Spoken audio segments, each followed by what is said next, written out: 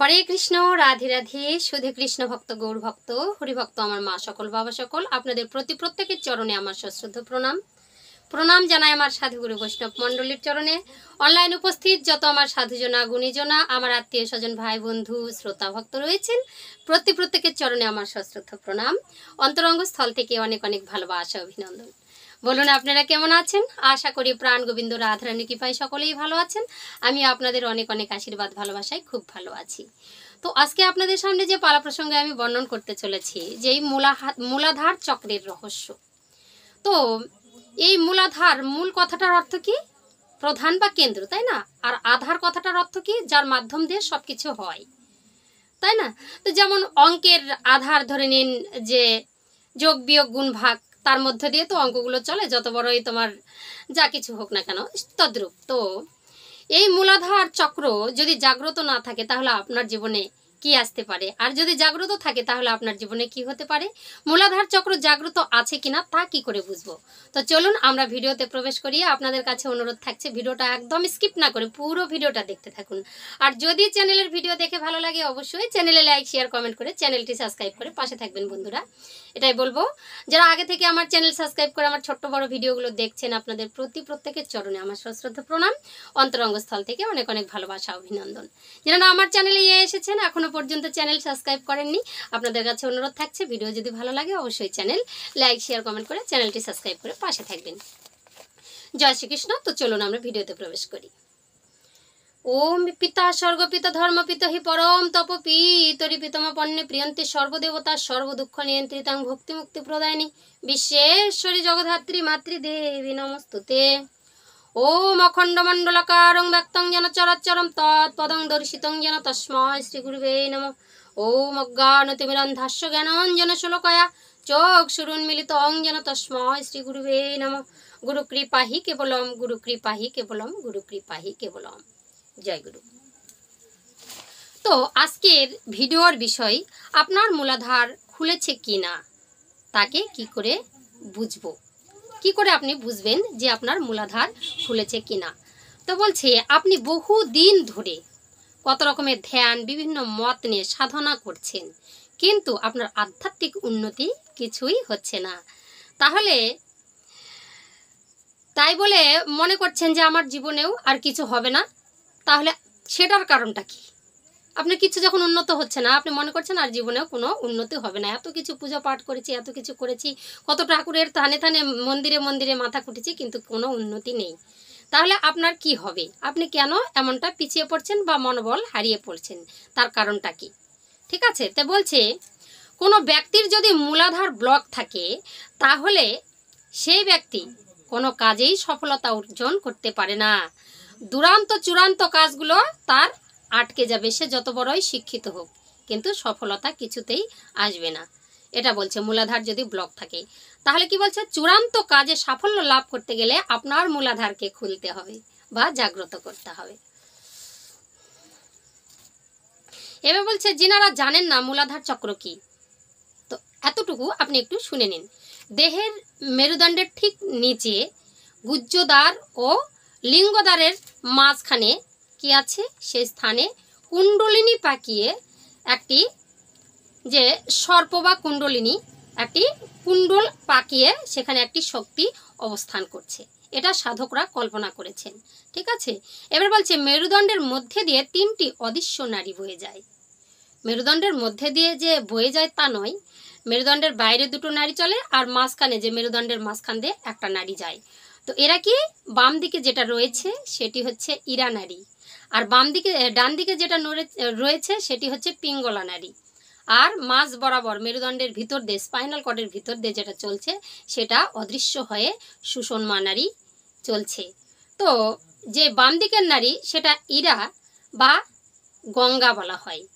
এবার ডান দিকে যে নাড়ি পিঙ্গলা বা যমুনা ধরা হয়।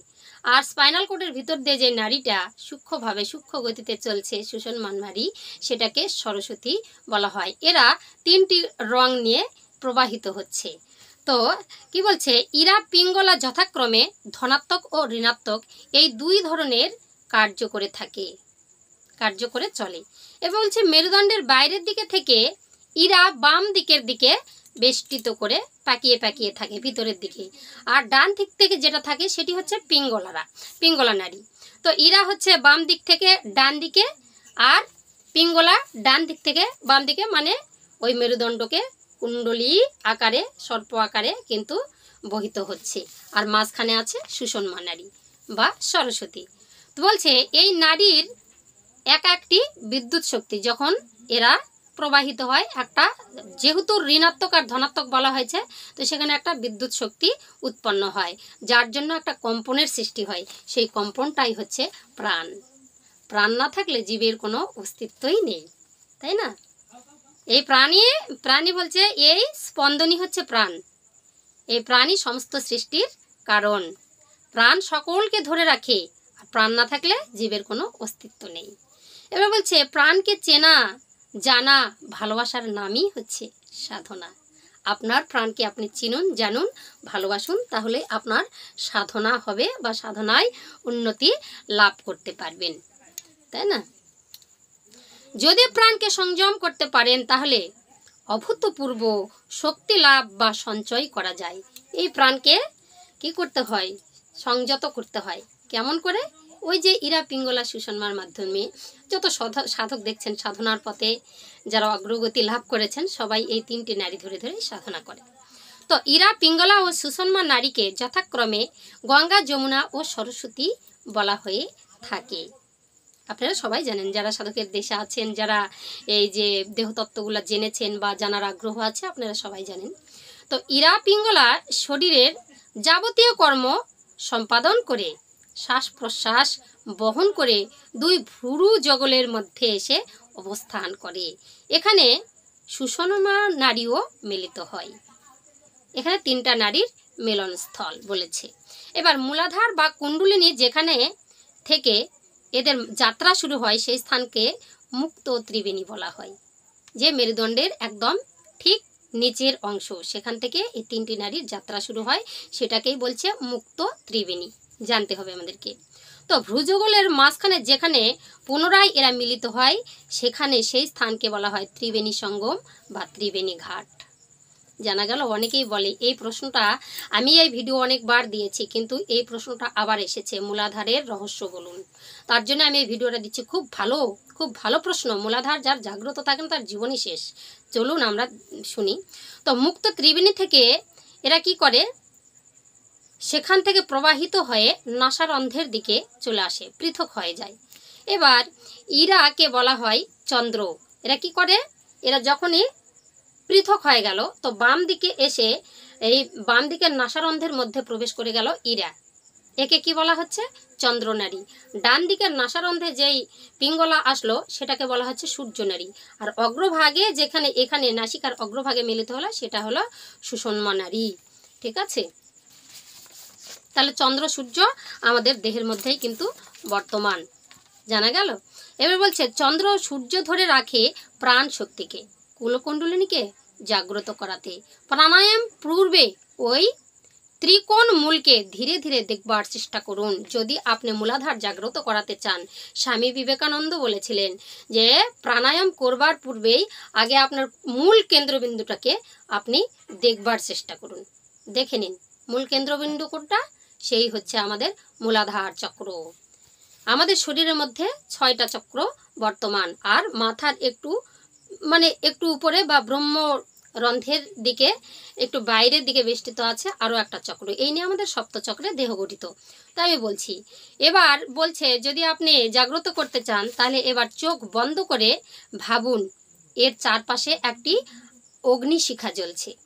যখন আপনি ধ্যানে প্রবেশ করবেন, ওই মূলাধারকে জাগাবেন, তাহলে আমাদের সর্বনিম্ন যে চক্র সেটি হচ্ছে মূলাধার, তারপরে হচ্ছে স্বাধিষ্ঠান, তারপর হচ্ছে নাভিপদ্মটা হচ্ছে মণিপুর, তারপরে একটু এই যে বুকের এই জায়গাটা, এটা হচ্ছে সেই অনাহত, তারপরে হচ্ছে বিশুদ্ধি বা তোমার হৃদয় চক্র, তারপরে হচ্ছে আজ্ঞা চক্র বা প্রজ্ঞা, যেখানে আসলে আমাদের তৃতীয় নেত্র খোলে। তো বলছে চোখটা বন্ধ করে আপনি আগে মূল কেন্দ্রবিন্দু কি? মূল আধার, সাধকের মূল আধার, যেটাকে ধরে সাধনা করে।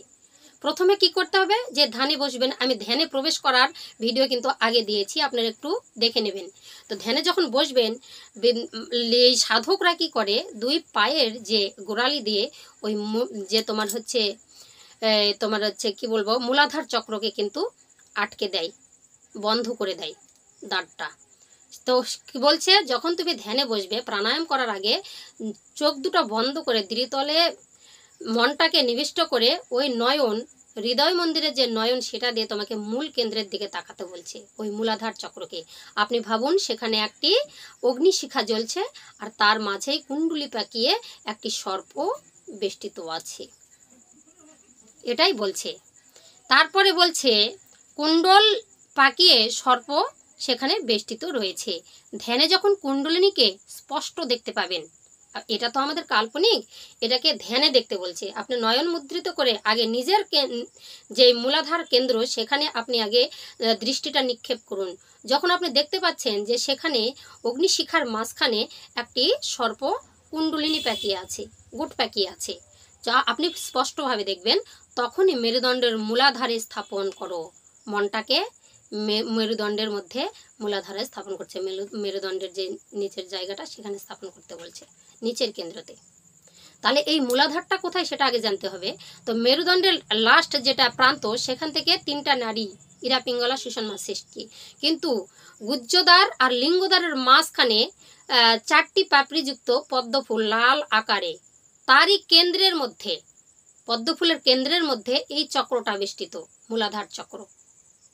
ঠিক আছে, তো ওখানে মূলাধারটাকে মনটাকে স্থাপন করতে বলছে। যখন আপনি সর্প আকারটা দেখতে পাচ্ছেন, কুণ্ডলিনী কোথায়, কুণ্ডলিনীটা পাকিয়ে আছে না আমার মেরুদণ্ডের একদম নিচে, যেখানে 3টা নাড়ি যেখান থেকে সৃষ্টি মানে শুরু হয়েছে তাদের যাত্রা, সেই কোন সেখানে আগে মনটাকে নিয়ে যায়, সেই জায়গাটা দেখতে বললো।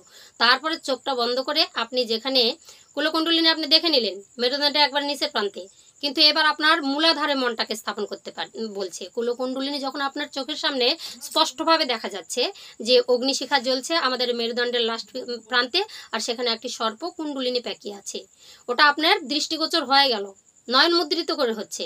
এইবার মনটাকে যেই না দৃষ্টিগোচর হলো, সঙ্গে সঙ্গে আপনি মূলাধার চক্রের মধ্যে চলে যান।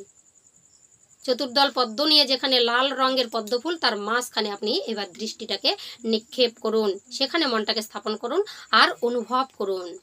প্রাণায়াম সহ বিভিন্ন মুদ্রা ও বন্ধন অভ্যাসকালে কুম্ভককে শ্বাসরুদ্ধ রাখার সময় এই যে সপ্ত কুণ্ডলিনীকে জাগরণ করবার জন্য ওই রুদ্রবায়ু সমূলে তার মস্তকে নিক্ষেপ করো।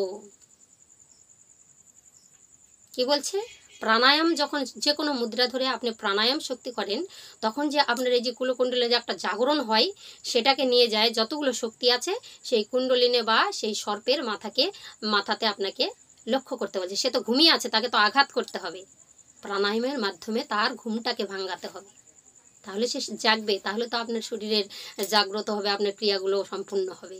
তাই বলছে যত শক্তি আপনি অর্জন করবেন প্রাণায়াম শক্তির দ্বারাই, এই নাভি থেকে সেই মূলাধার থেকে স্বাধিষ্ঠান থেকে 6 চক্র ভেদ করে আজ্ঞা চক্রে যখন আপনি পৌঁছে যাচ্ছেন, যতটা শক্তি অর্জন করেছেন ওই সর্পের মাথায় আপনি আগে সেই শক্তিটা আঘাত করুন। এটা ধ্যানের দ্বারাই কিন্তু সম্ভব। তাকে আঘাত করলে কি হবে, সেই সর্পের ঘুমটা ভেঙে যাবে। ঠিক আছে, আর যখনই সর্পের ঘুমটা ভেঙে যাবে সে জেগে যাবে, সরসর করে ওই নারীগুলো ধরে ওই মস্তকের উপর আসবে, তখন আপনার হচ্ছে কি কুণ্ডলিনী শক্তি জাগবে, তাই না। তো এবার বলছে যার কল্পনা শক্তি যত বেশি সে তত শীঘ্র ফল পায়। যত আপনি কল্পনা করতে পারবেন, আপনি যদি জ্ঞানী হন তাহলে আমি যেইভাবে বলছি, খুব ভাঙিয়ে বলছি, তাহলে তত তাড়াতাড়ি এমনি উন্নতি লাভ করতে পারেন। কুণ্ডলিনী তো শীঘ্র জাগ্রত হবেই।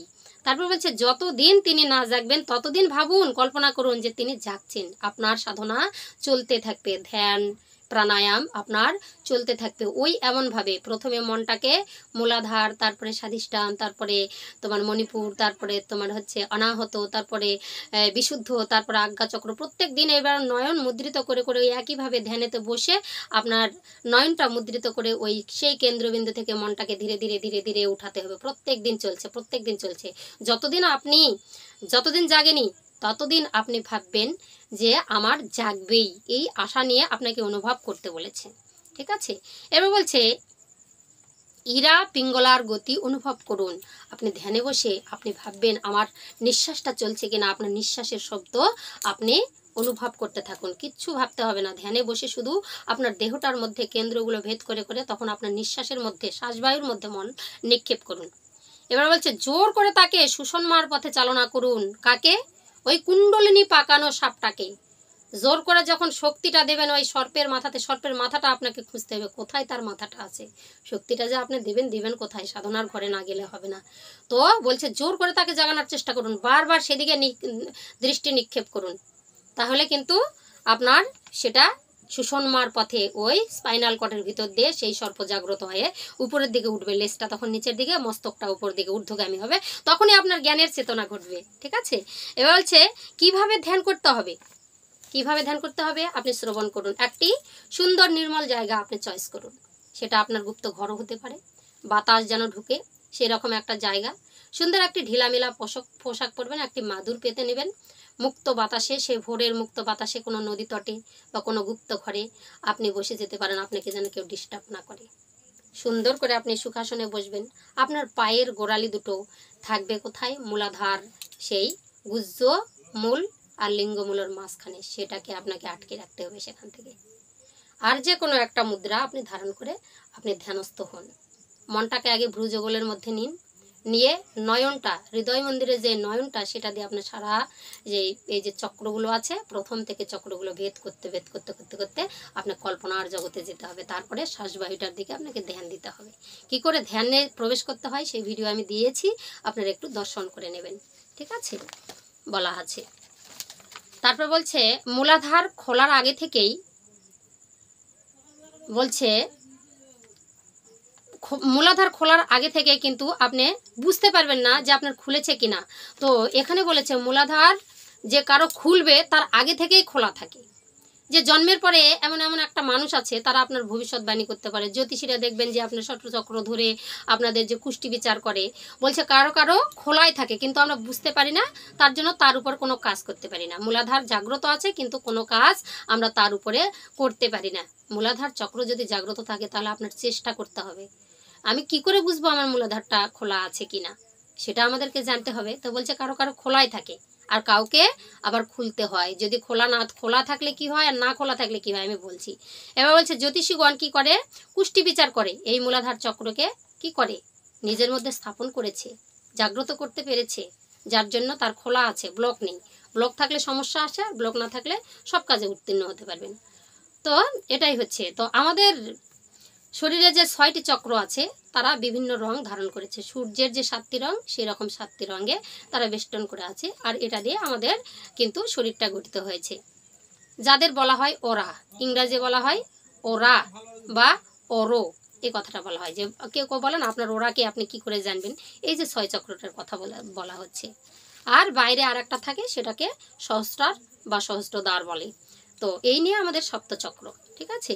এবার জন্ম কুণ্ডলিনীর 12টি ধাপ আর 9টি গ্রহের সাহায্যে আমাদের শরীরের দিক নির্ণয় আমরা করতে পারি। নানা রকমের নানানটা ভাবনা চিন্তা, কথা বলা, কাজকর্ম, এগুলো আমরা করতে পারি। এই যে 12টি ধাপ আমাদের শরীরের মধ্যে আছে, 9টি সেই হচ্ছে তোমার গ্রহ। তো 9টি গ্রহ 12 ধাপ আমি এর আগে ভিডিও দিয়েছি, আপনারা একটু দেখে নেবেন। তো যার মূলাধার ব্লক আছে তার কি হয়? যার মূলাধার ব্লক আছে আপনি যেখানেই যাবেন সেখানে অপমানিত হচ্ছেন, আত্মীয় স্বজনের কাছ থেকে বঞ্চিত আছেন, কত পূজা পাঠ যত কিছু করছেন কোনোটাতে আপনি উত্তীর্ণ লাভ করতে পারছেন না, সাধনায় ফল হচ্ছে না আপনার। চাকরি বাকরির ক্ষেত্রে যারা চাকরি করছেন চূড়ান্ত পর্যায়ে আপনি যেতে পারবেন না, ছোটো মোটো চাকরি থেকে বারে বারে ব্যাকলাইট খাবেন, যেখানেই যাচ্ছেন অপমানিত হচ্ছেন। ব্যবসা বাণিজ্যে আপনার উন্নতি নেই, করছেন করে এসে বাড়িতে অসুখ বিসুখ, সংসারে নানান অশান্তি, চাপেতে আপনি চ্যাপ্টা হয়ে গেছেন। আপনি জানবেন আপনার মূলাধার চক্র ব্লক আছে। আপনাকে মূলাধার চক্র ওইভাবে জাগ্রত করতে হবে যেভাবে আমি বলেছি।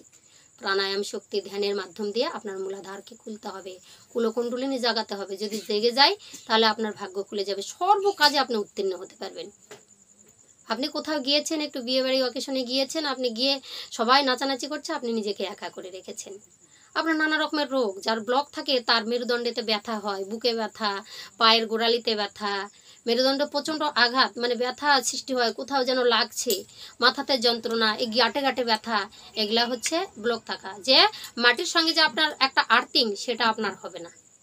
কোনো জায়গায় গিয়েছেন একাকিত্ব, আমাকে কিচ্ছু ভালো লাগে না, আমাকে ভালো লাগছে না, আমার শরীরটা ভালো লাগছে না, এটা যদি মূলাধার চক্র যদি ব্লক থাকে তাহলে কিন্তু এটা হয়। আর খোলা থাকলে কি হয়, আপনি যেখানেই যাবেন সম্মানিত হবেন। আপনার ঘরে কিছু নেই কিন্তু আপনাকে সম্মান করবে গ্রাম প্রতিবেশী, আপনি একটা ভালো জায়গা দেবে। আপনি অকেশন বিয়ে বাড়িতে গিয়েছেন, আপনার মনে হচ্ছে সবাই নাচছে, আমি একটু যাই আনন্দ করি, আমার ফ্যামিলিকে নিয়ে যে কোথাও ঘুরতে যাই, কোনো একটা ব্যবসার কাজে যে কাজে হাত দিচ্ছেন সেটাই যশ, একটা চায়ের দোকান খুলে বসছেন সেটাতে আপনি উন্নতি লাভ করতে পারছেন। কোথাও ইন্টারভিউ দিতে গিয়েছেন, আপনার ভিতরে বেশি শিক্ষাগত যোগ্যতা নেই, আছে যতটুকু, কিন্তু আপনার অত যে অভিজ্ঞতা বেশি নেই, তবুও আপনি কিন্তু পেরে যাচ্ছেন, সব জায়গায় উত্তীর্ণ হচ্ছেন। গঙ্গা স্নান, নদীর তো আর যত রকমের যে সংস্কার জায়গা, সেখানে যাই আপনি শান্তি পাচ্ছেন। কোনো বিয়ে বাড়িতে আপনাকে একটা প্রধান একটা জায়গা দেওয়া হলো, একটা বিচারকের স্থান পেলেন, এই রকম উন্নতি হয়, আপনার শরীরটা ঝরঝরা থাকবে, সমস্ত কাজের মধ্যে এনার্জি। এটাই হচ্ছে মূলাধার চক্র যদি খোলা থাকে, ব্লক যদি না থাকে, তাহলে আপনার এই পরিচয়গুলো কিন্তু দেবে। যাদের খোলা নেই তাহলে তাদেরকে খুলতে হবে, যদি খুলেন তাহলে আপনার সমস্ত এতদিন ধরে যে নেগেটিভ এনার্জিগুলো আপনার এসে যে পৌঁছেছে, আপনি এত কিছু করছেন, কিছুতেই উন্নতি লাভ করতে পারছেন না, তাহলে আপনাকে মূলাধার জাগ্রত করতে হবে। আর মূলাধার জাগ্রত করলে আপনার সমস্ত কাজের সমাধান, আপনি নিজেও নিজের সংসারের মধ্যে থাকবেন, সবাইকে শান্তি তুষ্টি দিয়ে নিজে একটু শান্তি বোধ করবেন যে এত কিছু করছি আমার শান্তি নেই, এখন একটু শান্তি স্বস্তি পাচ্ছি, স্বস্তির নিঃশ্বাসটা আপনি ফেলতে পারবেন। মূল আধার মানে শরীরের মূল কেন্দ্রবিন্দু, যাকে জাগ্রত করলে আমাদের শরীরে কোনো সমস্যাই থাকবে না। এত রোগ জীবাণু, অসুখ বিসুখ, দ্বন্দ্ব, কাটাকাটি, ঝগড়া ঝাঁটি, সংসারের শান্তি নেই, নানা রকমের জায়গায় যায় যে অশান্তি ভোগ করছি, সবগুলো আপনার কন্ট্রোলে আসবে। আপনি যে কোনো কাজের মধ্যে, আপনার বেশি শিক্ষাগত যোগ্যতা নাই, চাকরি না পান, আপনি যে কোনো একটা ব্যবসা করলে আপনি সেখানে উত্তীর্ণ লাভ করতে পারবেন। এই হচ্ছে মূলাধারের মূল রহস্য। তো কি করবেন আপনারা বলুন, আপনাদের জীবনের সঙ্গে কি কি মিলে গেল? যদি আপনাদের এটা হয়ে থাকে, যার সাথে যেটা মিলেছে, আপনারা অবশ্যই কমেন্ট করে বলবেন। যদি জাগরণ না থাকে তাহলে আপনি জাগরণ করার জন্য ধ্যানে বসতে হবে, ধ্যানে বসবেন। যদি না পারেন আবার আমাকে জিজ্ঞেস করবেন। তো আজকের ভিডিওটা আমি এখানেই রাখছি। যদি আপনারা না পারেন, না সফলতা অর্জন করতে পারেন, আমাকে আবার একটা কমেন্ট করে দেবেন, আবার সেই ভিডিও নিয়ে ধ্যানের মধ্যে দিয়ে, প্রাণায়ামের মধ্যে দিয়ে কী করে মূলাধারকে জাগাতে হয়, আমি আবার আপনাদের সামনে এরকম ভিডিও নিয়ে আসব। তো আজকে বন্ধুরা সবাই ভালো থাকবেন, সুস্থ থাকবেন, হরে কৃষ্ণ, রাধে রাধে। তো পরের ভিডিও নিয়ে আবার আসছি, দেখা হচ্ছে পরের ভিডিওতে।